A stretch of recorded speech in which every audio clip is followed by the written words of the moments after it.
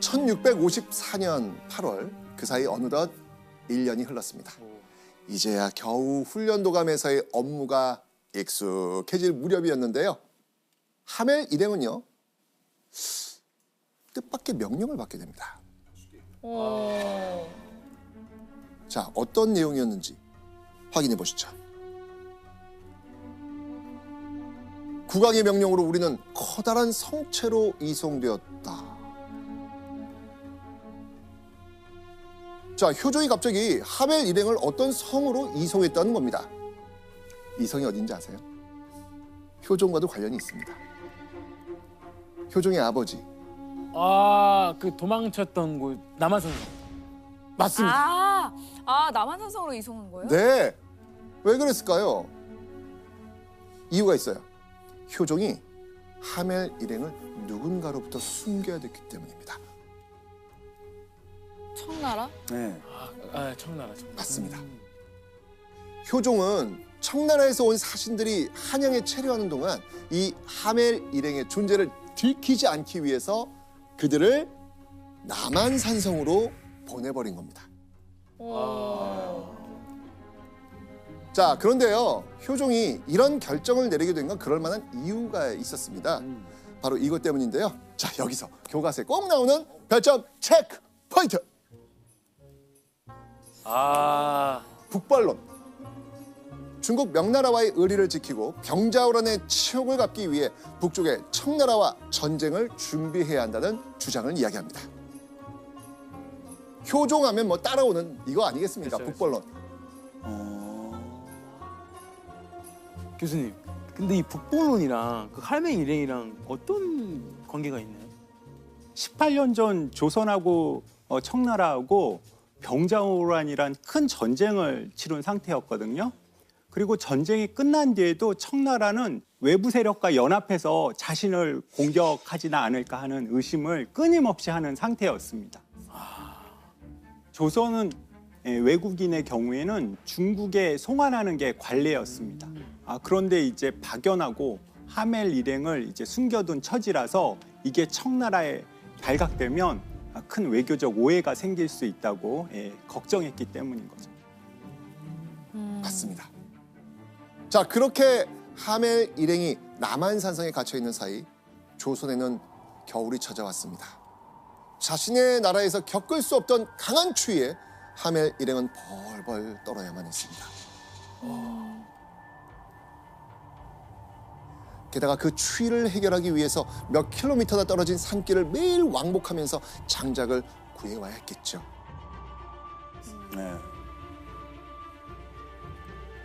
하지만 그 누구에게도 하멜 일행을 챙겨줄 여유는 없었습니다. 그렇게 지쳐가던 하멜 일행. 그런데 그때 그들의 머릿속에 번쩍하고 떠오른 생각이 있었습니다. 조선 조정이 눈치 보고 있는 청나라 사신에게 호소하면 자기들의 고향으로 돌아갈 수 있겠다라고 판단한 것이죠. 자, 그리고 그로부터 몇 개월 뒤인 1655년 3월 하멜 일행에게 꿈꾸던 탈출을 시행할 기회가 드디어 찾아옵니다. 청나라 사신이 조선에 또다시 방문한 겁니다. 어떻게 해야 청나라 사신을 만날 수 있을까? 고민하던 하멜 일행 중에서 먼저 행동에 나선 사람이 있습니다.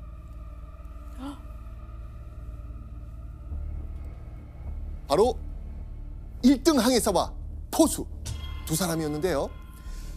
자, 이 두 사람은요, 자신들을 감시하던 군사들에게 땔감을 구하러 숲에 가야 한다는 그 핑계를 대고 겨우 집 밖으로 나올 수 있었습니다. 그리고 청나라 사신이 행차하는 길목에 몸을 숨겼죠. 한참을 기다리던 그때 저 멀리 청나라 사신이 보이자마자 항해사와 보수는 무작정 사신 앞으로 달려듭니다. 청나라 사신은요, 어떻게 했어요? 깜짝 우와, 놀랐어. 뭐야 이거? 노란 머리에 파란 눈을 한 사람들이 갑자기 튀어나오니까 얼마나 놀랐겠어요. 깜짝 놀랐죠. 그리고 이 틈을 놓치지 않은 항해사와 포수 모두가 깜짝 놀랄 다음 행동을 시작합니다. 네. 이 사람들은 다 계획이 있어요 지금. 네. 네. 어땠을 것 같아요, 조나단? 그러니까 뭔가 기억에 남겨야 될 거 아니에요. 남겨야죠. 이 남겨야지. 사람들이 청나라 사람이 나를 보고 절대 잊을 수 없게 하는 거. 할 수 있는 거 없어요. 소리 지르면서 옷을 벗어요. 정답! 와! 진짜요? 맞아요. 갑자기 입고 있던 옷을 막 벗습니다. 뭐 그런 거 있잖아요. 누가 지나가고 있으면 이렇게 내가 입고 있는 옷 벗어가지고 이렇게 막 돌리잖아요. 나 여기 있어, 여기 있어 이런 느낌이 아니었을까? 자, 그런 내용은 아니었고요. 아니에요. 이유가 있었습니다.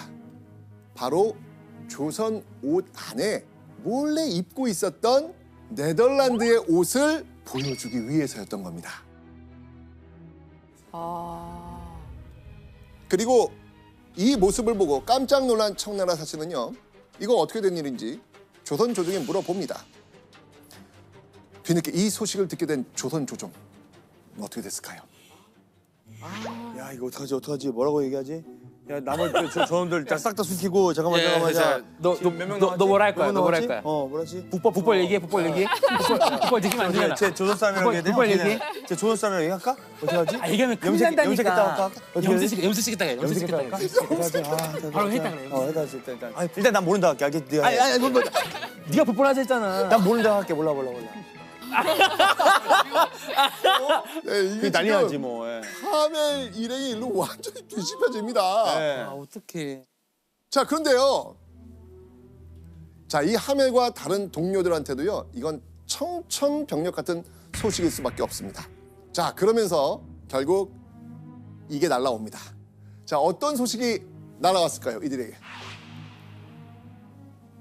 바로 항해사와 포수의 탈출을 왜 신고하지 않았느냐라고 하면서 죄 없는 다른 동료들마저 모조리 잡아들인 겁니다. 선생님 그러면은 그 아까 사신 앞에 나타났던 두 사람 네. 막 옷을 벗고 했던 그 두 사람은 어떻게 됐어요? 그러니까. 궁금하시죠? 예. 두 사람의 최후는 하멜 표류기에 남겨져 있습니다. 우리의 두 동료 중 항해사와 포수는 감옥에 갇혔다. 그들은 얼마 후 옥중에서 죽었다.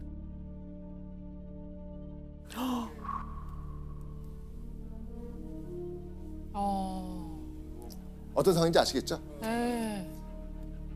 자, 그런데요, 하멜과 동료들은요, 이 두 사람의 죽음에 슬퍼할 겨를도 없었습니다.